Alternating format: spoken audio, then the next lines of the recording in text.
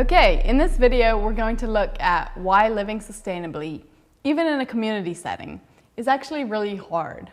It's very hard. Even with the best of intentions, we are still miles from where we were even less than 100 years ago in terms of consumption and waste. I was listening to this interview recently with a guy who was born, I guess in the 1930s, who said for him and his family, the idea of having trash was a completely foreign concept when he was growing up. In the country, of course. They just didn't throw anything away. Even when they'd occasionally buy a sack of flour or sugar, they'd use the sack to make dresses for the girls in the family. Can you imagine? What, like myself in a flour sack? I don't think so. But it's true that you can't really be a part of modern society without being a part of a wasteful approach to our use of Earth's resources that would have been unimaginable decades ago. And then there's also the question of travel. So for the Bruderhof, we have communities all around the world, and there's a lot of travel back and forth between them, not to mention plenty of travel elsewhere as well.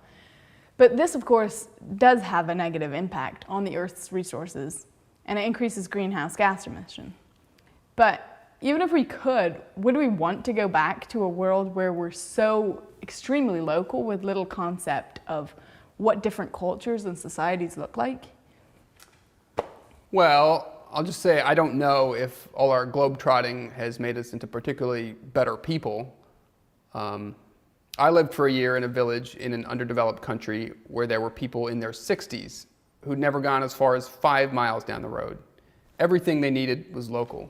Their local market, their family, their friends, and they were great people to hang out with. But I bet you flew there. I did. Anyhow, one thing's for certain. Probably the thing that makes sustainable living the hardest is the issue of convenience and efficiency. Living sustainably takes much more work and forethought, and that's why we love our disposable stuff so much. It makes life so easy. Convenience is one way to look at it, but I think it also has to do with pace of life. Living in a way that's sustainable forces you to slow your life down and do really mundane things like washing a cup of coffee, a coffee cup, Yeah, the cup. instead of using a disposable one, or fixing an appliance instead of buying a new one on Amazon. At the rate we're going, it's going to be a lost art. If we truly want to live sustainably, we have to start living deliberately. Nice work, Thoreau. I love that quote.